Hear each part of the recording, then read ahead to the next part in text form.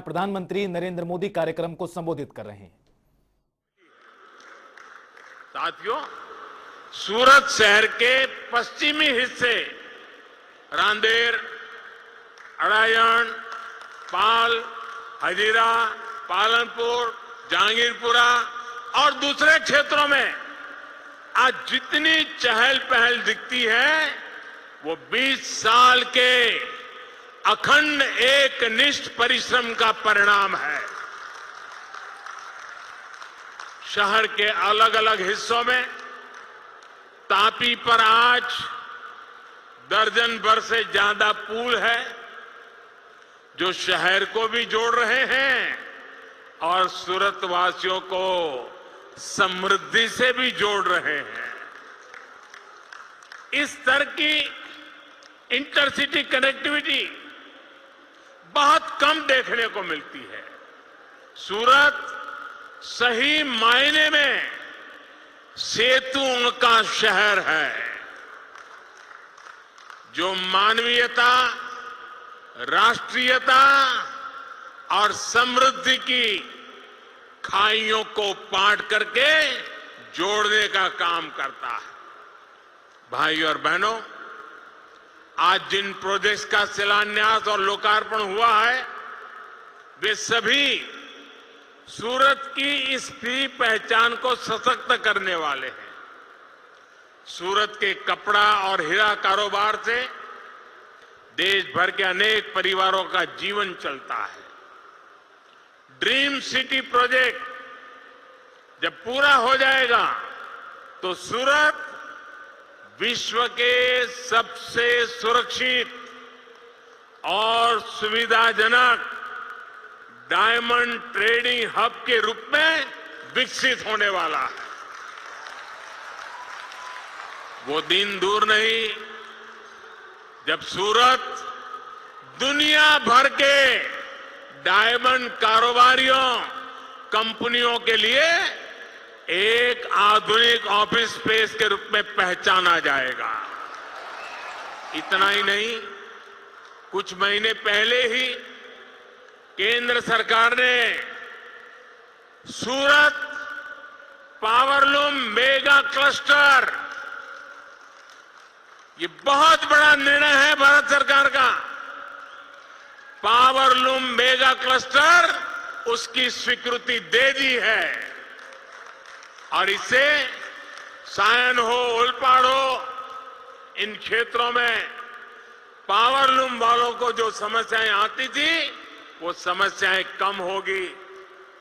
यही नहीं, इससे प्रदूषण से जुड़ी समस्याओं का भी समाधान होगा। साथियों, सुरती लोगों की खासियत है, सुरती लाला એને મોજ કર્યા વગર ન ચાલે।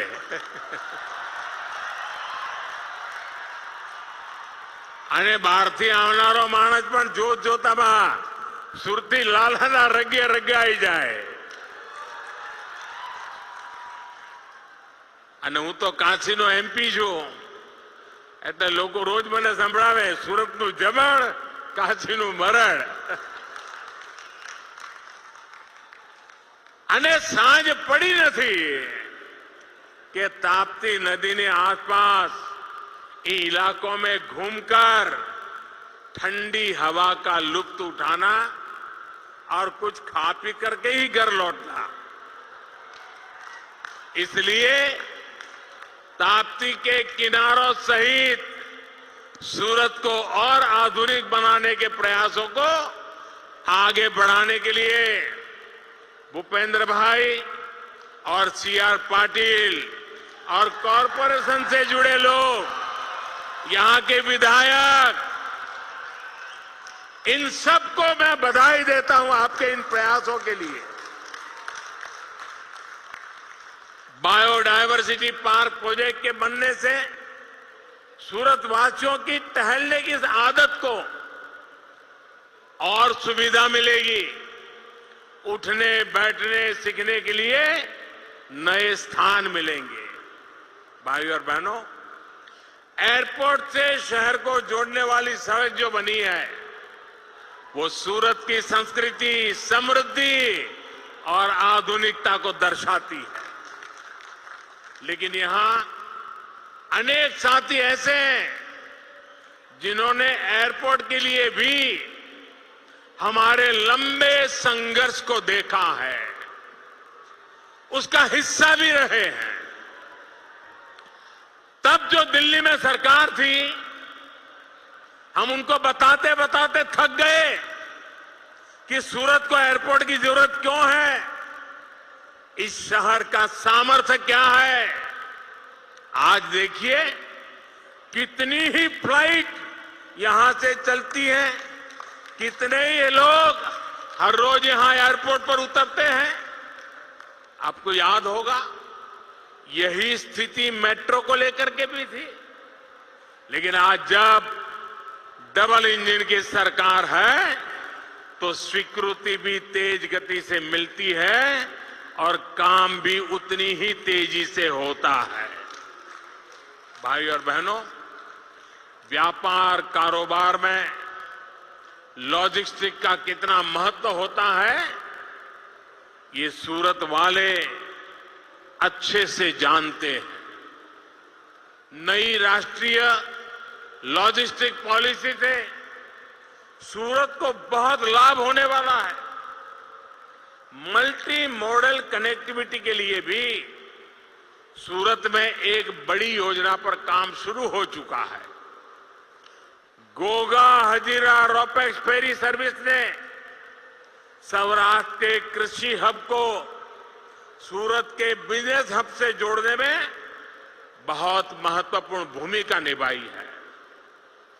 गोगा और हजीरा के बीच रोरो फेरी सर्विस की वजह से लोगों का समय भी बच रहा है और पैसा भी बच रहा है।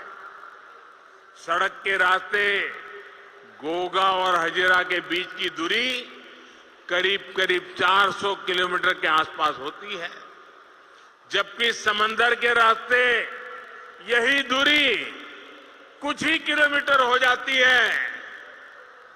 अब ये इससे बड़ी सुविधा क्या हो सकती है। इससे वजह से जहां पहला गोगा से हजीरा आने जाने में 10-12 घंटे लगते थे, वहीं अब ये सफर 3.5-4 घंटे के अंदर अंदर हो जाती है। हम फेरी की वजह से भावनगर, अमरेली और सौराष्ट्र के दूसरे हिस्सों से सूरत आए लोगों को बहुत लाभ होगा। अब परमानेंट टर्मिनल तैयार होने के कारण आने वाले दिनों में और ज्यादा रूट खुलने की संभावना बढ़ी है।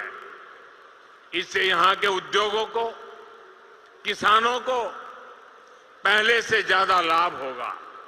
साथियों, हमारी सरकार सूरत के व्यापारियों, कारोबारियों की हर आवश्यकता को देखते हुए काम कर रही है, नए नए इनोवेशन कर रही है। मैं आपको एक उदाहरण देता हूं।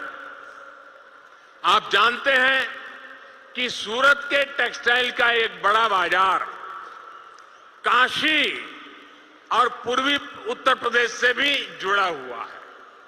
यहां से बड़ी संख्या में ट्रकों के जरिए सामान पूर्वी यूपी भेजा जाता रहा है।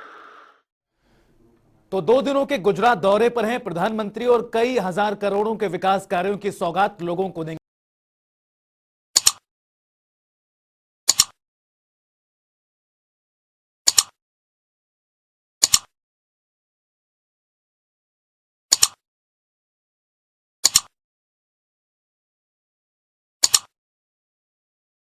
रुके